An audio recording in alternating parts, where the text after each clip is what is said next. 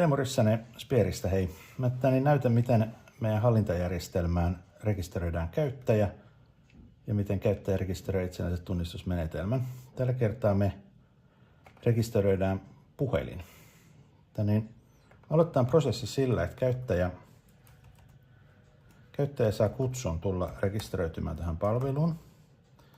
Hän aloittaa rekisteröitymisen sillä, että hän lyö sisään oman Microsoft-tunnuksensa, jolloin nyt tehdään Microsoft-kirjautuminen.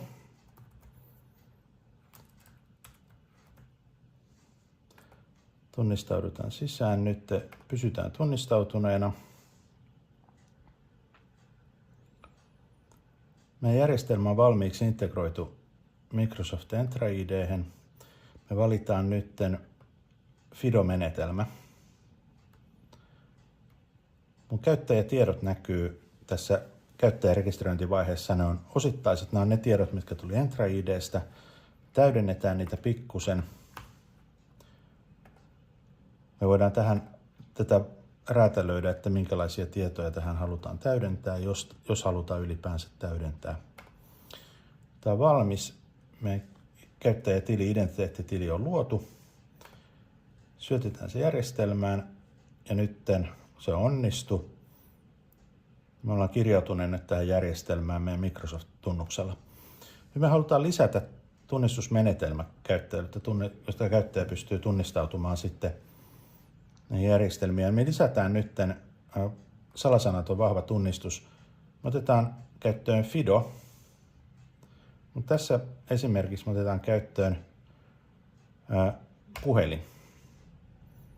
Ja tapahtuu seuraavalla tavalla, että Windowsista tulee tämä ilmoitus, että mihin todennusavain tallennetaan. Kyse on FIDO Passkey-avaimesta. Valitaan iPhone, iPad tai Android-laite. Syötetään, tässä tulee nyt QR-koodi. Ja nyt mitä tapahtuu on se, että mä otan mun puhelimesta, tämä on Android Samsung-puhelin. Mä avaan mun kameran. Koska mun näyttö on lukittu, niin mä pitää luonnollisesti se aktivoida.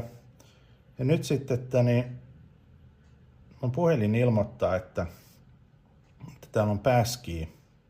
Luodaan, niin mä laitan, että lisätään se passkey. Annan mun sormen. Mitä tapahtuu taustalla on se, että nyt on todennusavain tallennettu. Eli tää mun puhelimessa on nyt tämä passkey-avain. Tämä ilmoittaa, että nyt kaikki on kunnossa. Meidän identiteettitokeni on täällä myönnetty. Mä pystyn nyt katsomaan sen tietoja. Mä pystyn sen tässä tilanteessa esimerkiksi jäädyttämään tai sitten ilmoittamaan, että on jotain tapahtunut. Mä en tee siellä tällä hetkellä nyt mitään. Nyt mä oon rekisteröitynyt ja kirjautunut tähän järjestelmään, niin nyt mä pystyn itse asiassa jo heti tunnistautumaan tässä palvelussa ja mä kirjaan itseni ulos. Eli nyt mä kirjaan itseni ulos myös mun Microsoft-tilistäni. Ja nyt, koska me ollaan jo rekisteröity järjestelmään, niin nyt me kirjaudutaan sisään tähän järjestelmään ilman Microsoft-tunnistusta. Eli nyt me kirjaudutaan sillä menetelmällä, joka äsken rekisteröitiin. Mun käyttäjätunnus on edelleen mun työsähköposti. Tämä on kirjautuminen. Nyt mä otan taas mun puhelimen ja puhelimen kameran auki. Se poimii tämän QR-koodin. Selain aukeaa ja tämä pyytää PIN-tunnusta tai sormenjälkeä, koska se on sormenjäljellä mun puhelin aktivoidaan. Puhelin ilmoittaa, että tunnistettu. Mä pääsin kirjautumaan tähän palveluun. Nyt otetaan semmoinen tilanne, että nyt kun mä oon tunnistautunut tähän mun palveluun, niin nyt mulla on mahdollisuus tehdä kertakirjautuminen sovellukseen. Tässä tapauksessa tämä on esimerkki verkkopankkisovelluksesta. Tämä on integroitu tämä verkkopankkisovellus meidän hallintajärjestelmään OpenID Connect protokollan avulla, joka on se sama protokolla, mitä käytetään esimerkiksi verkkopankeissa tai Suomi-FI-tunnistuksessa. Mä oon kirjautumassa nyt tänne mun verkkopankkiin. Mä käytän tämän mun käyttäjätunnusta. Mä lokkaudun tänne sisään. Mitä nyt tapahtuu on se, että mä pääsin single sign-on kertakirjautumisella sisään. Sen takia, koska mä olin jo kirjautuneena tänne. Otetaan toisenlainen skenaario. Mä kirjaudun ulos täältä mun verkkopankista. No niin, nyt mä en ole enää täällä tunnistettuna. Mä kirjaudun ulos täältä mun tunnistuspalvelusta.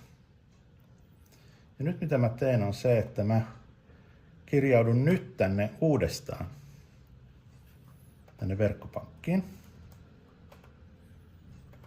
Nyt huomioikaa, että mä en ole enää tunnistautuneena mihinkään. Eli koska mä en ole tunnistautuneena mihinkään, niin mun pitää tunnistautua nyt uudestaan. Mä avaan taas mun puhelimen kameran.